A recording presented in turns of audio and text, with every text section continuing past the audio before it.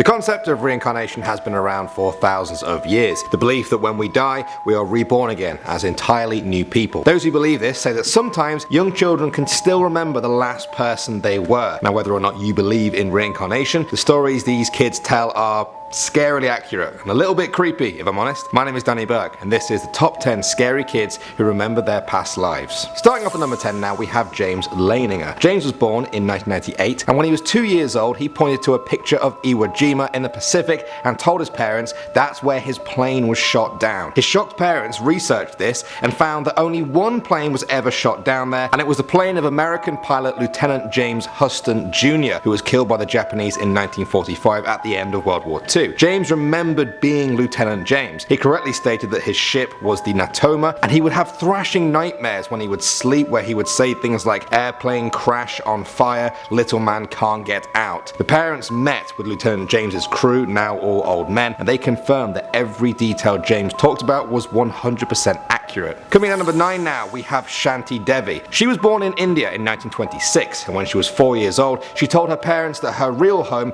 was in Mathura, 145 kilometers away, and that was where her husband lives. She told a teacher that she had died 10 days after giving birth to a child. Her teacher noticed she also spoke like someone from Mathura. Then she said her husband's name was Kedar Nath. The teacher found a man by that name in Mathura. He had lost his wife 9 years ago, 10 days after she gave birth to their son. Her name was Lugdi Devi, the same surname. Kedar came to meet Shanti and pretended to be his own brother, but Shanti instantly recognized him. A full report on the case was ordered by Mahatma Gandhi himself, and they found it to be all true. At number 8 now, we have Ryan. This boy from the Midwest claimed that he was Marty Martin, a movie extra who became a Hollywood agent. He pointed to him in a picture and said that was him. His parents were skeptical because Ryan said he had traveled the world on big boats, danced on Broadway, and had a big house with a swimming pool. That didn't really sound like the life of a film extra, but they were amazed to find that it was all true. He was a dancer on Broadway. He then moved to LA to work as an agent and had a big house with a pool. Alright, at number 7 now, we have Cameron Macauley. When he was 2 years old, this boy from Glasgow started talking about life on Barra, a remote island off the coast of Scotland to which Cameron had never been before. For 3 years,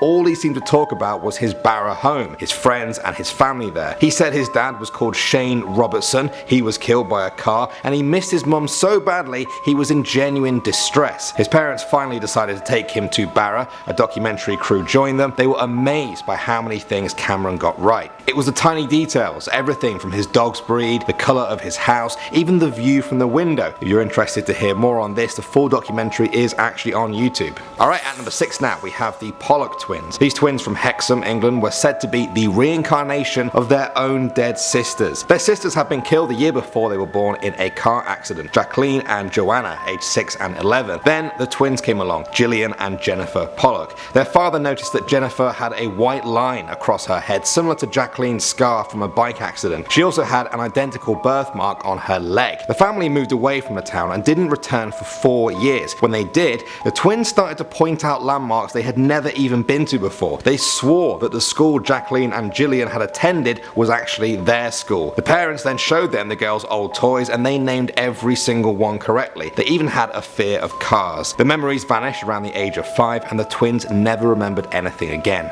Alright, at the number 5 spot now, we have Hunter. This was the name given to a 3-year-old boy who claimed he was the reincarnation of legendary golfer Bobby Jones. He pointed at him in a picture and said, "That's me," and then did the same thing with a photo of Bobby Jones's childhood home, and he said it was his own home. The details that Hunter remembered might have just been a coincidence, but there was one other thing. Hunter was insanely good at golf. By the age of 7, he had won 41 out of 50 junior tournaments, including 21 in a row. Now, is it a coincidence that a golfing child prodigy claims they were the reincarnation of an actual legendary golfer? I don't know. What do you guys think? Moving on to number 4 now, we have Barbro Karlen. When she was a girl, Barbro said that in her past life she was Anne Frank, the famous girl who wrote the diary about life hiding from the Nazis. Barbro told her parents that she was Anne. She told them they weren't her real parents, and she insisted that her real parents were coming to get her. Barbro was Swedish, and at this point in time, the diary of Anne Frank hadn't even been translated into Swedish. At age 10, her parents took her to Amsterdam. They got into a taxi, but Barbro said, "We don't need a cab, I know exactly where we are." She then took them all the way to the house and right up to Anne Frank's hiding spot. From that day on, her parents were convinced that their daughter was Anne Frank reincarnated.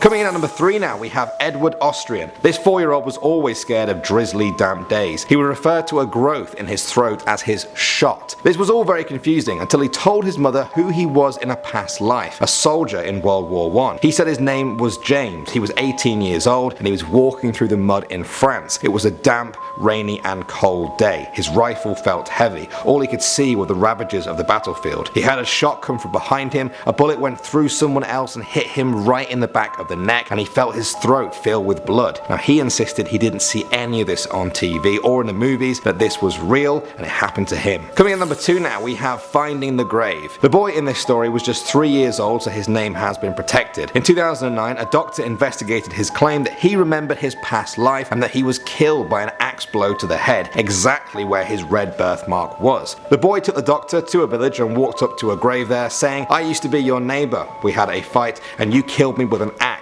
The man's face went white. The boy said, "I know where he buried my body." He took them to a pile of stones, and underneath was a skeleton of a man wearing farmer's clothes. The skull had a clean axe wound split right on top of it. That is creepy. And finally, number 1, we have Chanai. This is the full name right here. This 3-year-old boy from Thailand said that in his past life, he was a teacher called Burke. He said that on his way to school one day, he was shot in the head. He told his grandmother all about his previous parents, his wife, and even his children, and he begged her to let him visit. The 3-year-old took them all the way to Burke's house. There, he met Burke's parents, who said that he had been murdered 5 years before Chanai was born. The really creepy thing here was that Chanai had 2 birthmarks. One on the back of his head and one above his left eye. These were the exact spots where the bullet entered and exited Burke's head. Well guys, everyone has their theories on what happens after death. A lot of people believe we get reincarnated, like these stories. Are you one of those people? Have these stories perhaps changed your mind?